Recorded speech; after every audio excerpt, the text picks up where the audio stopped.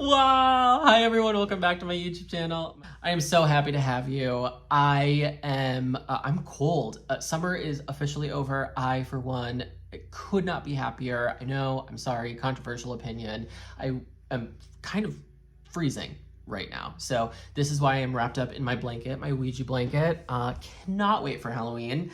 I am going to chit chat with you about 2 years on Korean jaw Botox while I sip on my nice warm cup of coffee in my Ouija blanket and soak up the fresh fall energy.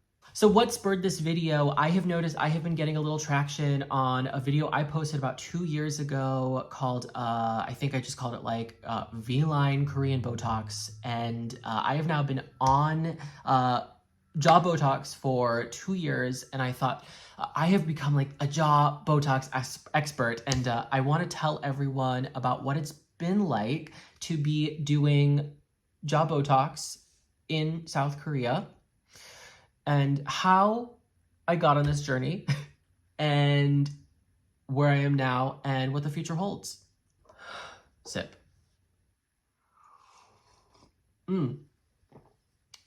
So as you may notice, right now I am currently not in South Korea. South Korea is in my future, but for right now I am in America and I'm having a wonderful time. So before I left, I had my jaw Botox touched up. So as you can see, I do have that facial slimming effect that I really do enjoy. But what got me started on this path? Well, about 3 years ago now, I noticed that I was beginning to show signs of TMJ. So TMJ is usually some jaw clenching, particularly when you sleep. So I'd wake up and I'd have like really sore jaw. I noticed that my masseter, the masseter muscle, is the muscle that controls your jaw. So it's right back here, and this is where the injection site is. It was getting really strong, and I was constantly feeling sore, and I did not like it.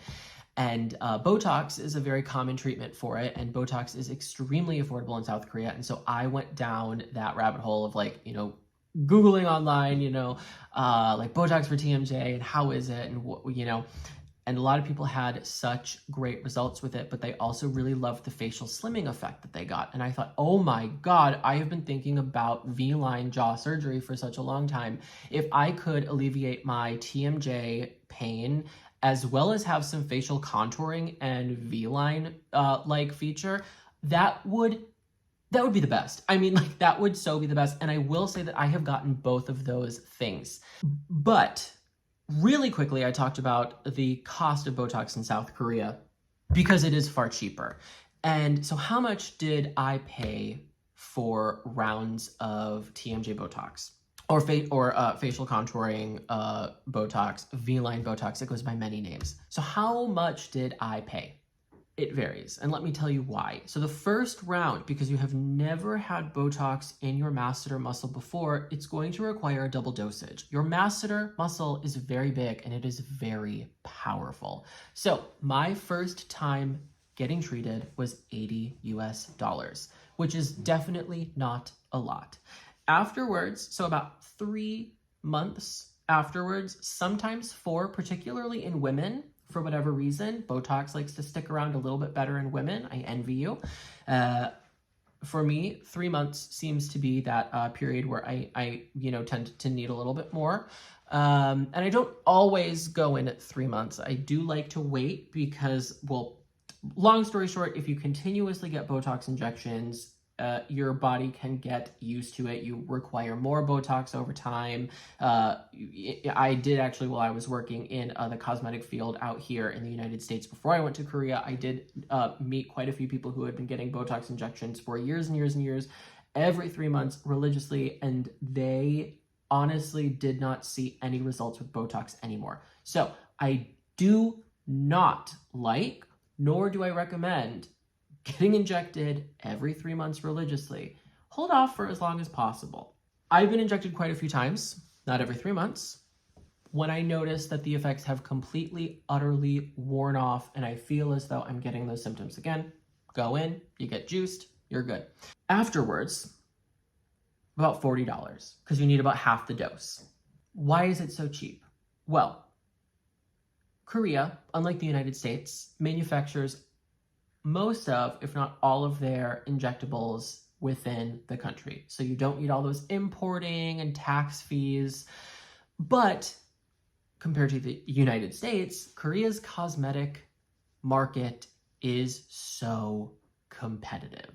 So when you're making your own injectables in that country, and you have a very competitive market, you can really keep those prices low. So I paid for my updates on my Jaw Botox, I was paying about $40, while here in the United States, I think I would be paying more like $400. So definitely, price jump, yeah. My immediate reaction to getting it done, I remember about 2 years ago, was, oh my goodness, I am sore.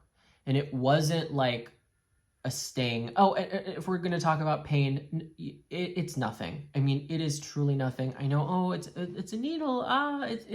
There's something about this area, I don't know, even with some numbing, it's not a sensitive area. So, and it's so quick. Oh my gosh. And a Botox needle, if you haven't seen it, it's very, very, very small. I mean, it's like less than a 5-minute procedure, especially with a skilled, injector, whether that be like a nurse practitioner or a doctor, it's quick. It's quick. So the procedure itself is nothing to worry about. Definitely nothing to worry about. But the soreness that came with it the following about 2 weeks was what really surprised me. And I did get some soreness when I did do some of my updates, and that could have been because I waited for the Botox to completely leave my system. But I will warn you that first time, as your muscles sort to adapt and take in that Botox and learn to move or not move in certain ways, it can be a little sore. And if you have had TMJ before, it's that same soreness. It's duller. It's not, it's just sore. It's hard to describe unless you've had it. It's simply sore. After that first time though, it's never been that sore before. And it wasn't excruciating. It wasn't, like, oh my God, I regret this. I regret this. It was just like a dull, always there, like, oh yeah, it's still lingering sensation. Nothing that, some Tylenol couldn't fix, but alleviated, alleviated within about 2 weeks. And then, of course, how the Botox works is that it minimizes muscle movement. And when you don't work a muscle out, well, it gets smaller. So you're not going to see the results immediately. You can almost see how this muscle right here and how they actually move a little bit more. And I've got this hollowness right here. It's something that's gradually going to get smaller over time. So if you're expecting something that's immediate and, oh my God, I want that nice chiseled jaw immediately, you're not going to get that with this. In fact, you're not going to get that with a lot of procedures. Even if you have your jaw shaved off, you're going to be swollen for quite a while. So, you're not going to want to, go in with really high expectations. I started to notice about a month into my Botox, oh, I guess there is a little bit of some slimming. And I think that I think people started to notice about 3 months in. So we're creating some very realistic expectations, Right now, I like it, I like it. However, I do get a little worried that you can go overboard with it and that it will start to look a little unnatural, because you don't want that muscle to weaken to the point that it is so thin that you almost look gaunt back here. And I'm worrying that it's getting to that level. So I am going to hold off for a little while. What sort of side effects have I experienced? I have noticed that chewing harder food is far more uncomfortable and can fatigue my jaw quicker. In fact, I was eating some Rice Krispie treats the other day, which, that marshmallow can be really intense. I was chewing it and my jaw was getting really tired really quickly. And I went, oh my gosh, has my jaw weakened to the point that like just eating a Rice Krispie treat is like taxing on my face? And honestly, it is, you know? And so I would recommend, if you are going to be getting this, just be aware that that's something that's going to happen, you know? And I'm not saying to avoid these foods. I'm just saying be aware that it might take you a little bit longer to chew something. You might notice that you're getting a little worn out. In fact, some things might just not be enjoyable to eat after being on it for a while, because it does weaken your jaw, you know? And in fact, my doctor did tell me, like, he recommended, he was like, you know, I would avoid chewing really, really hard things for like the first few weeks. And that's also for the update, you know?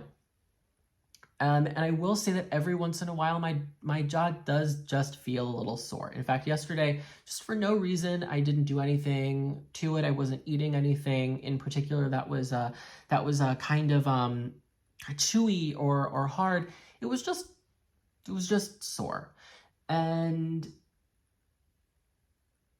I don't particularly know why. I would be curious to find out if that's just something that lingers when you have jaw Botox, but I do want you to be aware of those things, because they are what I've experienced having this procedure done. Would I recommend it? Yes and no. I would recommend that. I would recommend it, and I wouldn't recommend it. I know that that's like such a you know, hee-haw pageant answer. But I want to really create some honest expectations, you know? If you're someone who has a really prominent jaw, this might help alleviate that, you know? And but if you're looking for really intense V-line K-pop star jaws, you know, I would maybe look into doing an actual V-line procedure where they do actually shave off, you know, part of your jaw, because this is not a permanent result. That would be a permanent result, you know, losing actual bone. And then, you know, following it up with some skin tightening injections and laser to really, you know, snatch that jaw. I think that would be something that you're looking for. If you have TMJ and you want to alleviate some of that pain, I can tell you that this really did a number for my TMJ, and I am happy that I went through with this. However, it is a very expensive procedure in the United States. I was fortunate enough to get it in South Korea, where it was not so expensive. And so I am going to be very upfront and honest with you and say, if you are in South Korea, or if you are able to get these injections for an affordable price, like in South Korea, I would say they are absolutely 100% worth it. But now that I'm in the United States and I'm looking at prices of about $400 to $500, I can tell you I absolutely do not recommend this procedure for that price. I do not think it is worth that amount of money. If it is worth that amount of money to you and you have the expenses, by all means, absolutely. I am not someone who's going to tell you how to spend your money. I am a nightmare with my own finances. But I can confidently say, I think if you were to shell out that amount of money, you could potentially get or feel disappointed with the result that you're getting, because it is,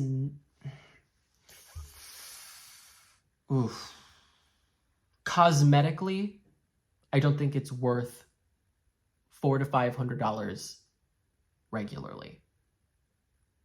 I think you'd be disappointed. But that's my update. That's my update after 2 years.